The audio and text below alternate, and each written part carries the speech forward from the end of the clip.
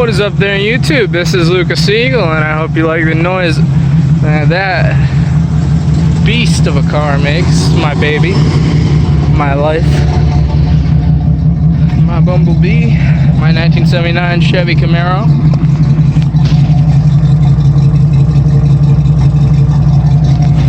Ka-chow.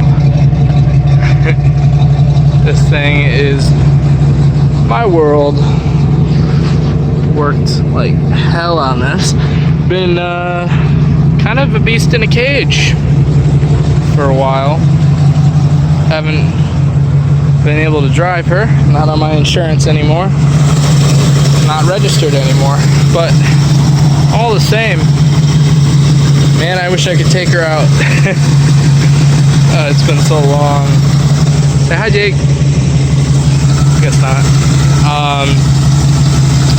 This will probably be car update 7. I don't know if you guys ever saw the car painted.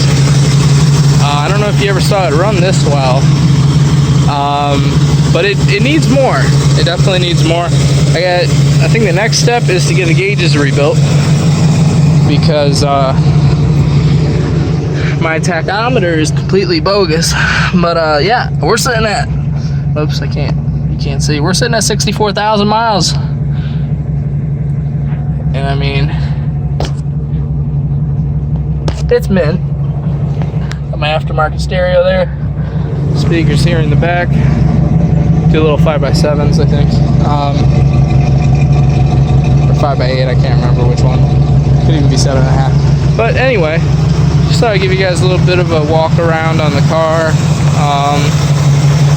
Mako is where I got the paint job. The crew there did an alright job, but I took the time to paint the whole engine bay before I sent it in to Mako, so they got overspray on everything basically. I mean, we had just painted the firewall. There's overspray there, and keep in mind this paint job happened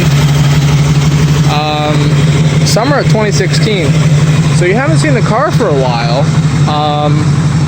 Unfortunately, life got in the way there. It needs a new engine and transmission. This car cannot go on the highway. The RPMs just pretty much max out, and because of the gears in the back and because of the age of the vehicle, and it was raced, and they beat the shit out of it. So the engine's on its last leg.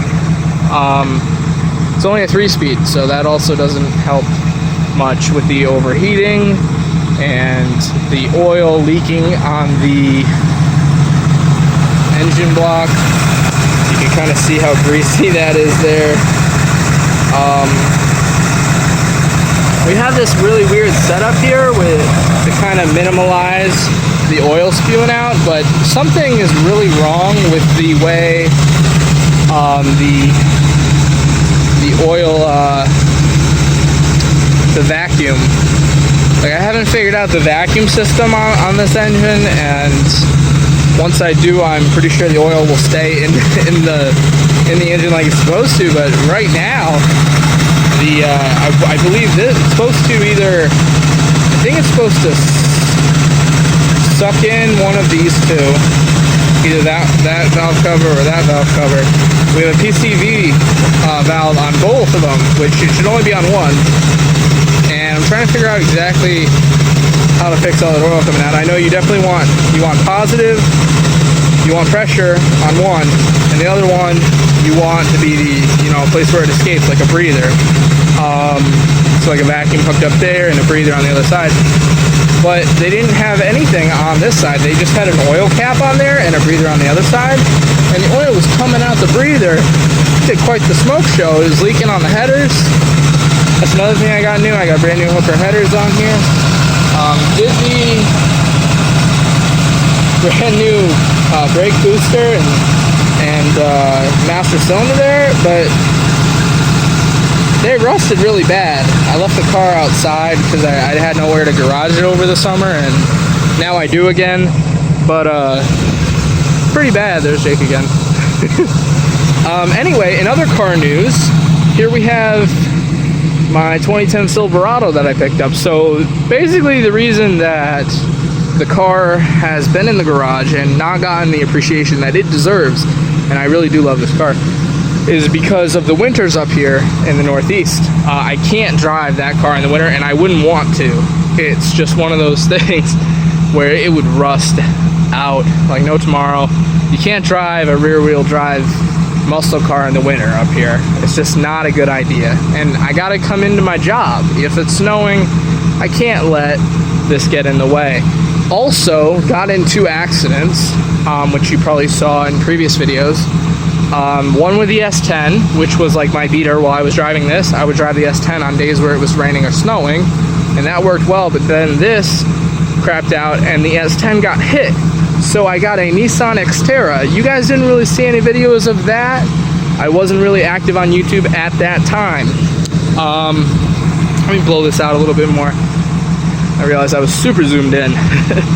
I'll be doing these videos more. I mean, that's probably one of the main things that I'm going to be really excited to do, because this car deserves to get shown. It deserves love. It deserves everything. I'm just glad it's still running, to be honest.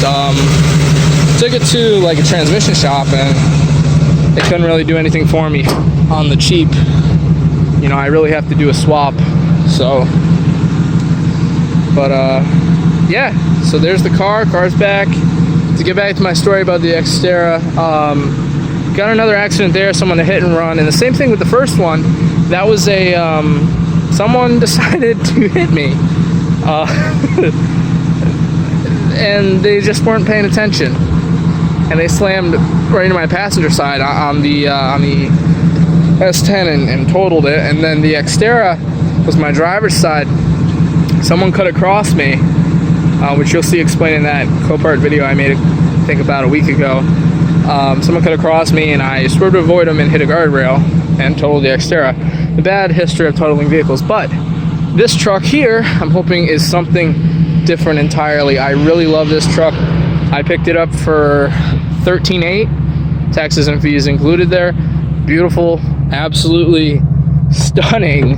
I honestly I'm jealous of myself. I don't know how that's even possible, but I was so incredibly happy to get this. It was not under the best circumstances after 2 accidents, but my insurance, I switched, and my new insurance company, Nationwide, took care of me. I mean, neither of those accidents were my fault. They were just other drivers being stupid.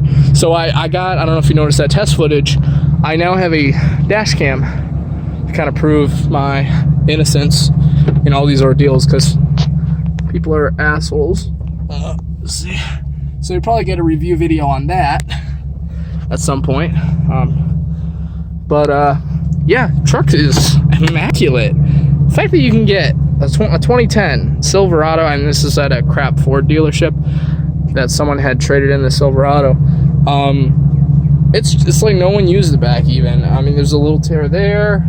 There's some rust repair I've started to do there on the fender. There was a bad spot. And also, I don't know if you're gonna be able to see this, but up there, I just started doing that. You can probably see it. It's a big rust spot on the roof. You know, the fender here was a little dented in. I don't know if you can kind of see the warping. And this is coming off here. A little bit of rust there. Some undercoating I gotta do. Listen to that rumble. But overall, truck's in really nice shape. I'm gonna keep it for years to come. I mean, it's a 5-year loan. I wholeheartedly love this truck, and I do not want any more accidentes. All right, praying to the man upstairs that there's no more accidents. This is all my money. I worked 2 jobs for a long time to afford the car and to afford that S10. After the S10 got totaled, I got the money, was able to put a down payment on that Xterra. Xterra got totaled, was able to put a down payment on the Silverado, and over time I've also built up a savings, so I was able to you know, get the truck. Drives amazing. I love this baby. This is the daily. Basically, that's the daily. This is the, well, I want to have fun. Let's go out on a weekend trip. Go get some ice cream. Go swimming down by the shore. Not that I would ever leave this car alone with anything. or any one, but just one of those things. Reaching that 10-minute magic mark. No more ads on my videos, but whatever. So anyway, this is it. This is my life now, and wouldn't really trade it for anything. So thank you guys for watching. This is Lucas Eagle signing out. I will see you guys all in the next video. Hope you enjoyed, and I can give you a better walkthrough of everything some other time. So thank you again for remaining loyal subscribers and staying with me through everything. And I will see you guys on the next video. Hey.